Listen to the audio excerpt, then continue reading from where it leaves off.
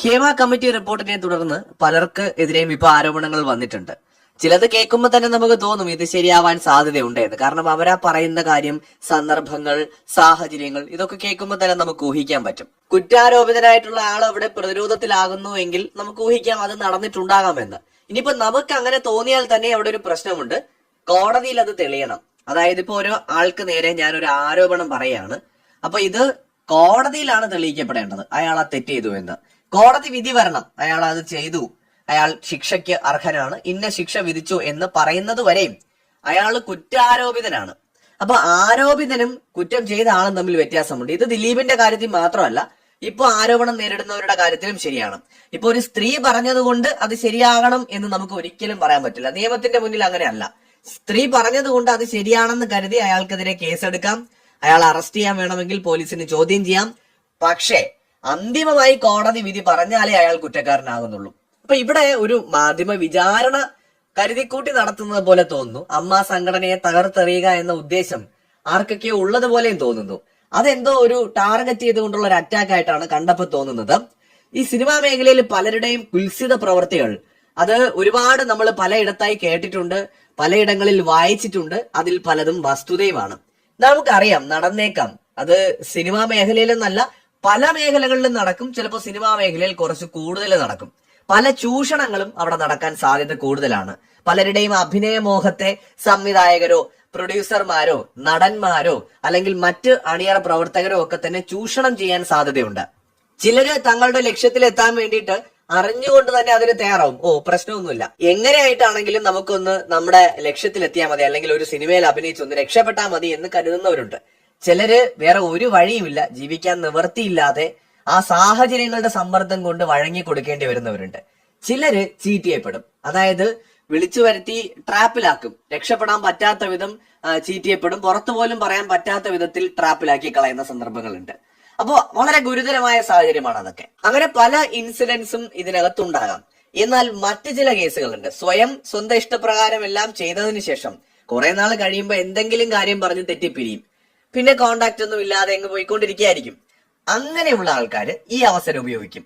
ഇപ്പൊ ഇങ്ങനെ ഒരു ഹേമ കമ്മിറ്റി റിപ്പോർട്ട് വന്നപ്പോ അന്ന് ഞാൻ അവിടെ നിന്നപ്പോ എന്നെ തോണ്ടി, എന്നെ പിച്ചി, എന്നെ മാന്തി, എന്നെ കയറി പിടിക്കാൻ വന്നു, ചിലപ്പം പിടിച്ചേക്കാമായിരുന്നു, എന്നെ റൂമിലോട്ട് വരുമോ എന്ന് ചോദിച്ചു, അല്ലെങ്കിൽ എന്നെ ഇങ്ങനെ നോക്കിയ നോട്ടം ശരിയല്ല, അത് കണ്ടാൽ തന്നെ അറിയാം അത് ദുരുദ്ദേശപരമാണ് എന്നൊക്കെ പറഞ്ഞുകൊണ്ടുള്ള കാര്യങ്ങൾ. ഇതൊക്കെ നമുക്ക് മുഖവിലേക്ക് എടുക്കാൻ പറ്റില്ല. ഒരാൾ നോക്കി അല്ലെങ്കിൽ റൂമിൽ ഒന്ന് വരാൻ പറ്റുമോ എന്ന് ചോദിച്ചു, അത് മറ്റതിനു വേണ്ടിയാണ് എന്ന് പറഞ്ഞ തരത്തില് അതിനെയൊക്കെ ദുരുപയോഗം ചെയ്തുകൊണ്ട് ഈ ഒരു അവസരത്തിൽ പലരെയും ടാർഗറ്റ് ചെയ്ത് വരുന്നവരും ഉണ്ടാകും. ഇതില് ശരിയും തെറ്റും ഏതാണെന്ന് ബോധ്യം വരണമെങ്കിൽ അന്വേഷണം നടക്കണം. കൃത്യമായ അന്വേഷണം നടന്ന് ഇങ്ങനെ പബ്ലിക്കിൽ വന്ന് പറയുന്നവരെയൊക്കെ ചോദ്യം ചെയ്ത് ആരാണിത് ചെയ്തത്, എന്താണ് ഇത് ചെയ്തത്, എന്നാണ് നടന്നത്, ഇതിനെക്കുറിച്ചൊക്കെ കൃത്യമായ അന്വേഷണം നടന്ന് ഇത് കോടതിയിൽ തെളിയിക്കപ്പെട്ടെങ്കിൽ മാത്രമേ നമുക്കിത് എടുക്കാൻ പറ്റൂ. ഇവിടെ ഇപ്പോൾ ഒരു പ്രശ്നം, പലരും വന്നിത് പറയുന്നു, മാധ്യമങ്ങൾ ഇത് വാർത്തയാക്കുന്നു, ആർക്കും കേസില്ല, സർക്കാരിനും കേസെടുക്കണ്ട, പറയുന്നവർക്കും കേസില്ല. പിന്നെയോ പല പേരുകള്, പലരുടെയും സാഹചര്യങ്ങൾ അനുസരിച്ച് ഇതാണെങ്കിൽ അവനായിരിക്കും പുതുമുഖ നടൻ. അപ്പൊ സാഹചര്യങ്ങളുടെ ഒരു വെച്ച് നോക്കുമ്പോൾ ഇന്ന സ്ഥലം ഇന്ന വർഷം അവനാണ് നടൻ, അപ്പൊ അവൻ തന്നെ ആയിരിക്കും എന്ന തരത്തിലേക്കുള്ള ഒരു വിലയിരുത്തലൊക്കെ വളരെ മോശമാണ്. പിന്നെ നമുക്കറിയാം, ഈ നമ്മുടെ ഒരു മനുഷ്യ സമൂഹം നോക്കിക്കഴിഞ്ഞാൽ ഇപ്പൊ 80കളിലെ സിനിമകൾ, അതിന് മുമ്പത്തെ സിനിമകൾ, അതിന്റെ മുമ്പത്തെ സിനിമകൾ, നമ്മുടെ ജീവിത രീതി, കുത്തഴിഞ്ഞ ജീവിതത്തിൽ നിന്നാണ് മനുഷ്യൻ മെച്ചപ്പെട്ട് ഒരു സാമൂഹിക ജീവിയായിട്ട് കുറെയൊക്കെ ബെറ്റർ ആയിട്ട് വന്നത്. എല്ലാ സൊസൈറ്റിയിലും അങ്ങനെയാണ്. അപ്പൊ അതുകൊണ്ട് 10, 20, 30 വർഷങ്ങൾക്ക് മുമ്പ് ഇപ്പൊ നമുക്കറിയാം അഡൽട്ട് സിനിമകൾ ഒരുപാട് മലയാളത്തിൽ ഓടിയിട്ടുണ്ട്.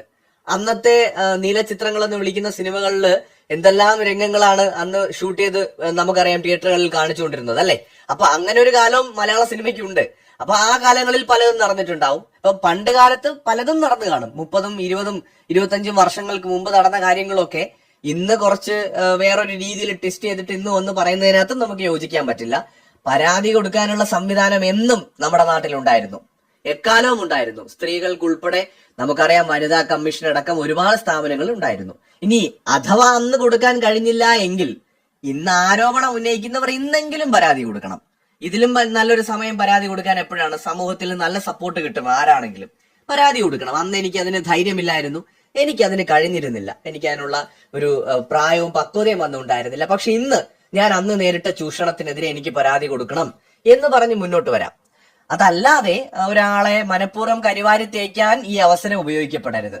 അതാണ് എന്റെ പോയിന്റ്. കാരണം തെറ്റ് ചെയ്തിട്ടുള്ളത് ഇനിയിപ്പോ ഏത് തമ്പുരാനാണെങ്കിലും, ഏത് സൂപ്പർ സ്റ്റാർ ആയാലും, ഏത് മറ്റേ അതുക്കും മേളിലുള്ള ആളായാലും അകത്താകുക തന്നെ വേണം തെറ്റ് ചെയ്തിട്ടുണ്ടെങ്കിൽ. അതൊരു പോയിന്റ്. അതേസമയം തന്നെ നിരപരാധിയാണെങ്കിൽ ഒരാളെ ഈ പറയുന്ന ഈ ഒരു ആരോപണത്തിന്റെ തീവ്രത എങ്ങനെയാണ്, സ്ത്രീകൾ വന്നിട്ട് പീഡിപ്പിക്കാൻ ശ്രമിച്ചു എന്നൊക്കെ പറയുമ്പോൾ അതോടുകൂടി അവന്റെ കരിയർ കഴിഞ്ഞു പോകും. അതൊരു വ്യാജ ആരോപണമാണെങ്കിൽ സ്വാഭാവികമായിട്ടും ഒരാൾ അയാളുടെ വ്യക്തിവൈരാഗ്യം തീർക്കാൻ വേണ്ടി അവസരം ഉപയോഗിച്ചുകൊണ്ട് ഒരു ആരോപണം ഉന്നയിക്കുകയാണെങ്കിൽ അത് തീർച്ചയായും തടയപ്പെടേണ്ട ഒരു കാര്യമാണ്. ഈ ഒരു ഹേമ കമ്മീഷൻ റിപ്പോർട്ടിന്റെ മറവില് അങ്ങനെ ഒരു കാര്യവും നടക്കാൻ പാടില്ല. അപ്പൊ നിരപരാധികൾ ഇതിൽ കുടുങ്ങാനും പാടില്ല, എന്നാൽ തെറ്റ് ചെയ്തവർ ശിക്ഷിക്കപ്പെടുകയും വേണം. ഇതൊക്കെ നടക്കണമെങ്കിൽ ഈ വിഷയത്തിൽ ആരോപണം ഉന്നയിക്കുന്നവർ നിർബന്ധമായും പരാതി കൊടുക്കുക. പബ്ലിക്കിൽ വന്ന് പറയാമെങ്കിൽ നിങ്ങൾക്ക് ഒരു പരാതിയും കൊടുക്കാം. എന്താണ് നിങ്ങൾ ഭയപ്പെടുന്നത്? നിങ്ങളുടെ ഭാഗത്ത് തെറ്റില്ല എങ്കിൽ നിങ്ങൾ ഭയപ്പെടുന്ന എന്തിന്? ഈ അവസരത്തെ ബ്ലാക്ക് മെയിൽ ചെയ്ത് പൈസ തട്ടാനായിട്ടും ആരും ഉപയോഗിക്കരുത്. എനിക്ക് ഇത്ര ലക്ഷം രൂപ താ, ഞാൻ പേരൊന്നും പറയില്ല എന്ന പരിപാടി അതും നടക്കാൻ പാടില്ല. അപ്പൊ ഇത് വളരെ ഗൗരവമായിട്ട് എടുക്കേണ്ട ഒരു സബ്ജക്റ്റ് ആണ്. അതുകൊണ്ട് നമ്മൾ പ്രേക്ഷകരെ മനസ്സിലാക്കേണ്ട ഒരു കാര്യം, തീർച്ചയായിട്ടും ചില ആരോപണങ്ങളിൽ കഴമ്പുണ്ടെന്ന് എനിക്കും കണ്ടപ്പോൾ തോന്നിയിരുന്നു, പല നടന്മാർക്കെതിരെയുമുള്ള ആരോപണങ്ങൾ. പക്ഷെ എന്നാൽ പോലും നമ്മളത് കേൾക്കുമ്പോൾ നമുക്ക് തോന്നും ആ പെൺകുട്ടി പറയുന്നത് ശരിയാണെന്ന് തോന്നും. പക്ഷെ അപ്പോഴും നമ്മൾ ഇവിടെ ഒരാളെ കുറ്റക്കാരനെന്ന് എപ്പോഴാണ് പറയേണ്ടത്? കോടതി അയാൾ കുറ്റക്കാരനെന്ന് കണ്ടെത്തുമ്പോഴാണ്. അത് ദിലീപ് ഉൾപ്പെടെ. ദിലീപും അതിൽ നിന്ന് വിഭിന്നനല്ല. ആർക്കെതിരെ വേണമെങ്കിലും ആർക്കും ഒരു പരാതി ഉന്നയിക്കാമല്ലോ. ഇപ്പോ വെറുതെ പോകുന്ന ഒരു മനുഷ്യൻ അയാൾ എന്നെ പീഡിപ്പിക്കാൻ ശ്രമിച്ചു, അല്ലെങ്കിൽ അയാൾ എന്നെ കയറി പിടിക്കാൻ ശ്രമിച്ചു എന്ന് പറഞ്ഞ ഒരാൾ കേസ് കൊടുത്തു കഴിഞ്ഞാൽ തീർച്ചയായിട്ടും പോലീസ് കേസ് രജിസ്റ്റർ ചെയ്യും. സാഹചര്യങ്ങൾ വെച്ച് അയാളെ ചോദ്യം ചെയ്യും, ചിലപ്പോൾ അയാൾ അറസ്റ്റ് ചെയ്യും, ഇതൊക്കെ നടക്കും. പക്ഷെ അപ്പോഴും കോടതിയിൽ അത് തെളിയണം അയാൾ അത് ചെയ്തു എന്ന്. അതുവരെയും അയാൾ ഒരു ആരോപിതനാണ്, കുറ്റാരോപിതൻ മാത്രമാണ് എന്നത് ഇവിടെ സിനിമാക്കാർക്കും ബാധകമാണ്. പിന്നെ എനിക്ക് തോന്നിയ ഒരു കാര്യം, അമ്മ സംഘടനയെ മനഃപൂർവ്വം തകർക്കാനായി ഒരു ഗൂഢശ്രമം, വലിയൊരു ലോബിയുടെ കളി ഇവിടെ നടക്കുന്നുണ്ട്.